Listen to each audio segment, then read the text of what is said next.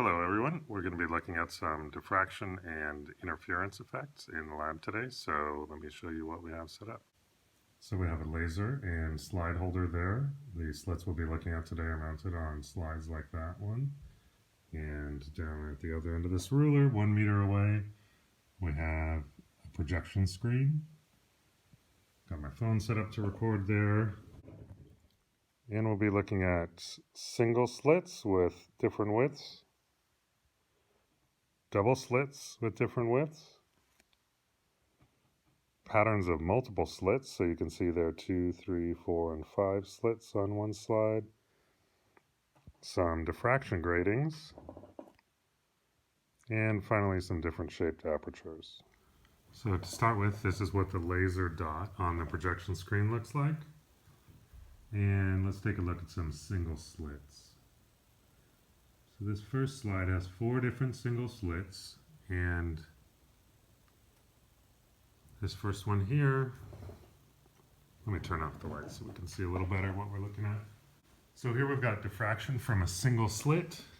You can see there's a bright central maximum here, and get a little more light on the ruler there. You can see that the central maximum is about 4 centimeters wide, and there's a minimum and then another maximum, and the pattern repeats outward. You've got a maximum here, here, here, and let's see, this is a single slit and the width is 0.02 millimeters, so 2/100ths of a millimeter across. The next one is 0.04. So this slit is twice as wide as the last one. And you can see the pattern has gotten smaller. So now the central maximum is much less than 4 centimeters across. It's maybe a couple, 2.5, it looks like, something like that. And likewise, the maxima moving outward are smaller and closer together. The next slit on this slide is 0.08. And you can see there the pattern is even smaller. That central maxima is now only about 1 centimeter across. And then finally we have 0.16. And these are obviously even closer together. We can see quite a few more of them on the screen because they're so much closer spaced, but now the central maximum is definitely less than 1 centimeter across, and the maxima moving outward are even closer than before. We'll take a look at the double slit next, but before we do, I just wanted to put back up this single slit. This one is width 0.04 millimeters. This is the second pattern we looked at, and you'll see why I wanted to have this up for reference. So just kind of get a visual on the scale of this pattern, and I'll go ahead and switch to the double slit. Okay, so this is a double slit, and the slits themselves are 0.04, so the same width as the last single slit we were looking at. And the spacing between them here is 0.25 millimeters. So the slits are 4/100ths of a millimeter across, and they're spaced out by about 1/4 of a millimeter. So the thing to look at here is the overall brightness pattern. It's kind of hard to see on this slide. We'll see if we can look at some of the other double slits where it's a little clearer. But what you want to look for is even you can kind of see here the bright central maximum is made up of smaller secondary maxima. Same going out to the side. The maxima are made up of little beads, and the large scale pattern is coming from the diffraction of the slits, and those little beads that break up the pattern are from the interference between the two slits. So I'll leave the camera on and switch from 0.04 and 0.25 spacing to 0.04 and 0.5 spacing. So keeping the slit size the same and doubling the spacing.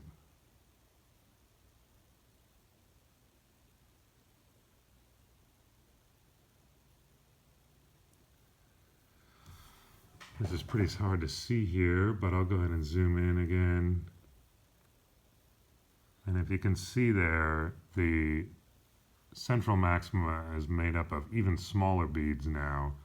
We moved the slits apart and the beads got even smaller and closer together.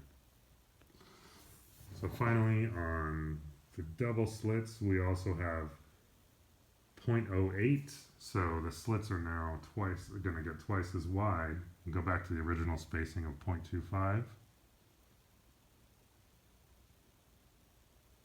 So these are wider slits.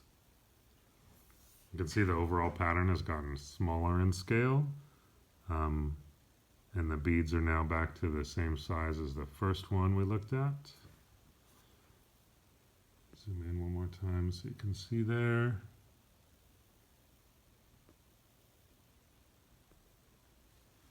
And then our last double slit is 0.08 and 0.5.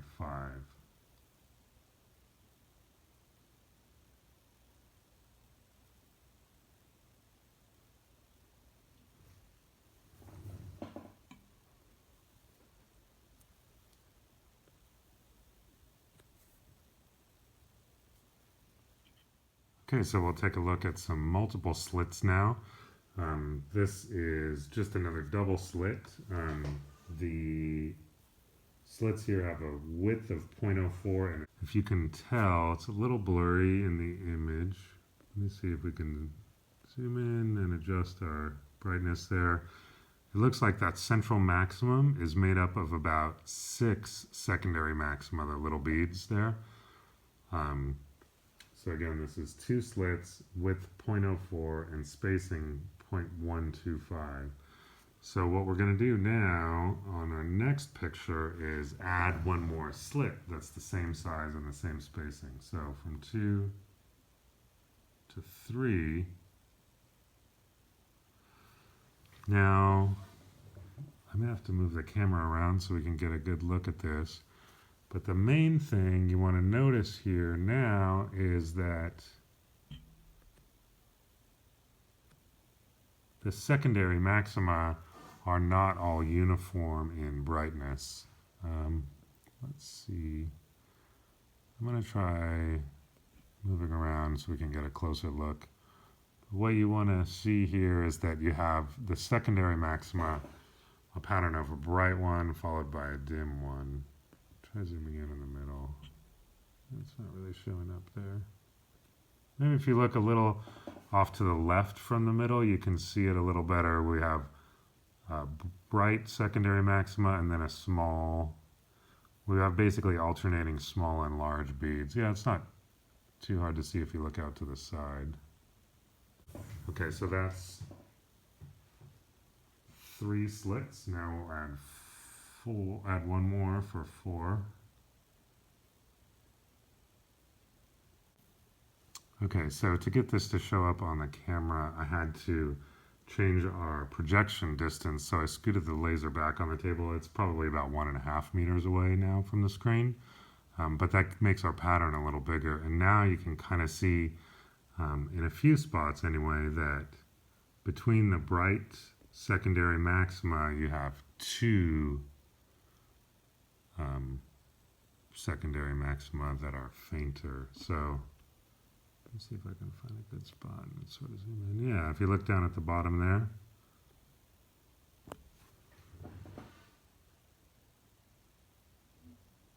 you can kind of see between the brightest dots in the middle, there are 2 fainter dots. And you can see that pattern continue out to the sides. It's a little noisy here, but let's take a look at the next one and see if that shows up anymore. So this last multiple slit pattern, well, remember, before I go on, actually, this is 4 slits. And so we have 2 of those fainter secondary maxima for every bright one. And our last one here is 5.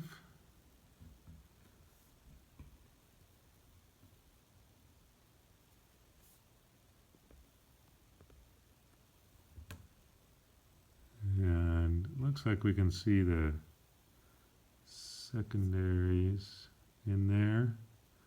There's a couple of spots anyway around the middle where I can see 3 faint, smaller maxima between the brighter ones. Okay, so I moved the slide holder back to 1 meter distance from the screen, and I swapped out the multiple slit slide for a diffraction grating. So this is a grating that's basically you can think of it like a sheet of glass that has lines etched in it.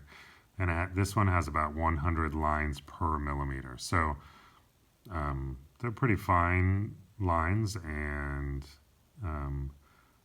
it's essentially the way it interacts with the beam of light is it's like a whole bunch of slits that are about 1/100 of a millimeter apart. So you can see what were our bright maxima before have been pushed out even further to the sides, and there are essentially a whole bunch of those fainter secondary maxima in between them, but they've gotten so faint that you can't even really see them. This next grating is 300 lines per millimeter, so 3 times as many. Center that on the screen, and this pattern you'll notice is starting to get so wide that you can't even see the first primary maxima off on the side here. It's off the screen. Same on the other side.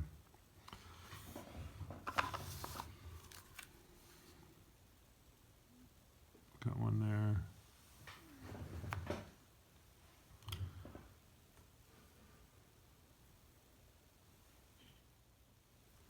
Okay, and the last thing we'll look at today is different shaped apertures. The ones that we've been looking at so far have all been sort of rectangular, tall slits. This next one is a square.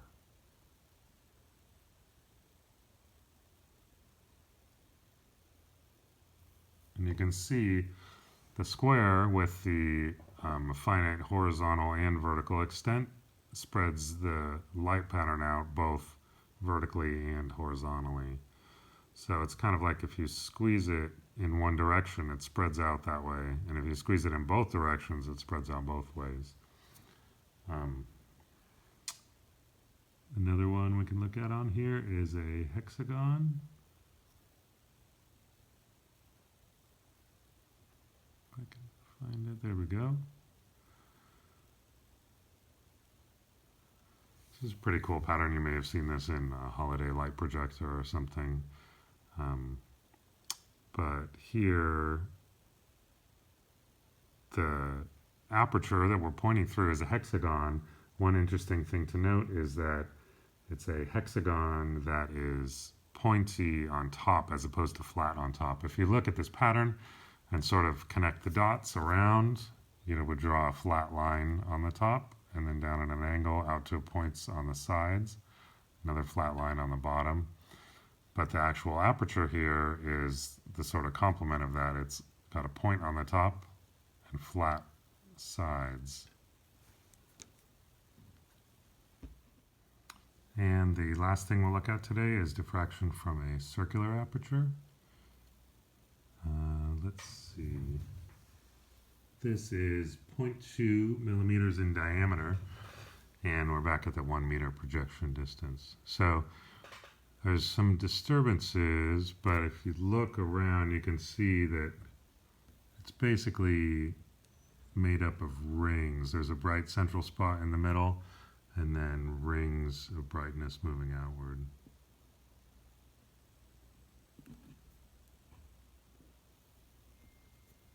There we go.